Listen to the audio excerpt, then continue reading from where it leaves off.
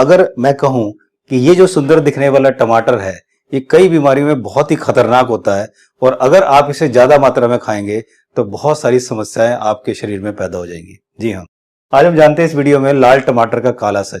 नमस्कार, आप देख रहे हैं नवभारत समाचार। मैं हूं डॉक्टर नज़र। दोस्तों, टमाटर जो हमारे दस्तरखान की सुंदरता का प्रतीक है, भारतवर्ष में टमाटर को कई तरह से प्रयोग में लाया जाता है। सब्जियों के अलावा सलाद और कई तरह की चटनियों में भी प्रयोग किया जाता है। दोस्तों, टमाटर जहां एक तरफ सुंदर दिखने वाली सब्जी है, वहीं दूसरी तरफ स्वादिष्ट भी है।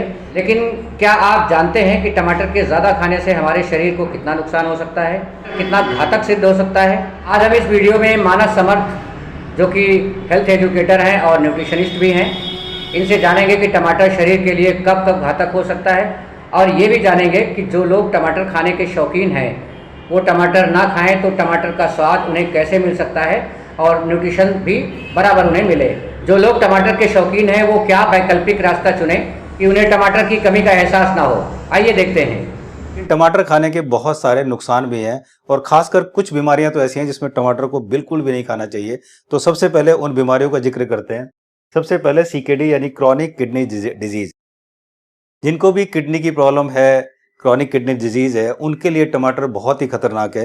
हमारे पास जितने पेशेंट आते हैं, चाहे वो डीआईपी डाइट में टमाटर ले रहे होते हैं, अपने आप से उन्होंने डीआईपी डाइट शुरू कर रखी है, टमाटर लिए जा रहे हैं, जो कि एक बहुत खतरनाक है। टमाटर को कभी भी, किडनी पेशेंट को टमाटर नहीं लेना चाहिए। उसका रीजन ये होता है कि टमाटर के अंदर बहुत अधिक मात्रा में पोटेशियम पाया जाता है और पोटेशियम अगर बॉडी में हाई हो जाता है तो किडनी डिजीज वाले पेशेंट जो होते हैं उनकी किडनी पोटेशियम को शरीर से बाहर फिल्टर नहीं कर पाती, नहीं निकाल पाती, इसलिए पोटेशियम का लेवल बॉडी के अंदर बहुत ज्यादा बढ़ जाता है। और जब हमारी बॉडी में पोटेशियम की मात्रा बहुत ज्यादा बढ़ जाती है, पोटेशियम बहुत हाई हो जाता है, तो उसको हाइपरकैलेमिया बोलते हैं। और इस हाइपरकैलेमिया की वजह से heart issue, chest pain, muscles weakness, सांस लेने में दिक्कत और इसके अलावा पैरालाइज भी हो सकता है। इतनी खतरनाक है।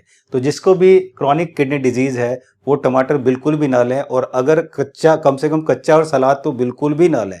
सैलेड बिल्कुल भी नहीं लेना, कच्चा रॉ बिल्कुल भी नहीं लेना। अगर खाने का थोड़ा बहुत मन करे तो आप करी में, ग्रेवी में टमाटर का यूज कर सकते हैं। दूसरा, यूरिक एसिड। अगर जिसका बहुत ज़्यादा यूरिक एसिड बढ़ा हुआ है उसको भी टमाटर नहीं खाना चाहिए, कच्चा रॉ सैलेड नहीं खाना चाहिए टमाटर, क्योंकि टमाटर अगर आप खाते हैं यूरिक एसिड में तो ये यूरिक एसिड बहुत ज़्यादा हाई हो जाता है और हाई होने की वजह से ये रूमेटॉइड अर्थराइटिस यानी कि गठिया बन सकता है बहुत आसानी से। तो जिनको यूरिक एसिड है वो भी टमाटर से बचें, टमाटर का इस्तेमाल ना करें। जैसे कि आप जानते हैं कि हर इंसान का एक नेचर होता है, एक प्रकृति होती है, आपका भी नेचर है। इसी तरह अनाज का, फल का, सब्जियों का, सबका नेचर होता है। तो ये जो टमाटर है, ये टोमेटो है, इसका जो नेचर है वो एसिडिक नेचर है, यानी कि अम्लीय प्रकृति का है। तो जिनको भी गैस एसिडिटी की दिक्कत है, जिनको भी जीआरडी की दिक्कत है यानी कि एसिड रिफ्लक्स की प्रॉब्लम है, वो गलती से भी टमाटर का यूज ना करें, क्योंकि टमाटर इनके लक्षणों को बहुत ज्यादा बढ़ा सकती है। इसके अलावा टमाटर जो है गैस्ट्राइटिस के लक्षणों को भी बहुत ज्यादा बढ़ा सकती है। तो कम से कम इन सब केस में आप रॉ टमाटर तो बिल्कुल भी ना खाएं, यानी कि सैलेड में टमाटर का यूज ना करें। ज्यादा मन करे तो आप ग्रेवी और करी में थोड़ा बहुत उसका यूज कर सकते हैं। इसके अलावा टमाटर में ऑक्सलेट बहुत ज्यादा मात्रा में पाया जाता है। यूरिन के अंदर जो कैल्शियम होता है, जब उस कैल्शियम में ये ऑक्सलेट मिलता है कैल्शियम के साथ, तो वो किडनी स्टोन का फॉर्म करता है। तो इसलिए जिनको भी किडनी स्टोन की समस्या है या कई लोग ऐसे हैं जिनकी बॉडी में हमेशा स्टोन फॉर्म होता रहता है, स्टोन बनने की प्रवृत्ति है, तो ऐसी बॉडी के लिए ऐसे लोग टमाटर का सेवन करने से बचें, टमाटर ना खाएं।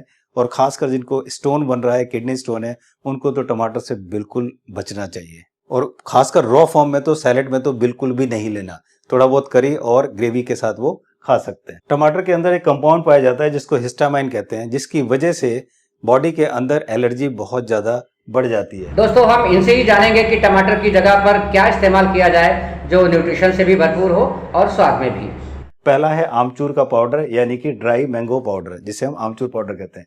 आमचूर पाउडर में विटामिन ए, सी, ई और आयरन बहुत अधिक मात्रा में पाया जाता है।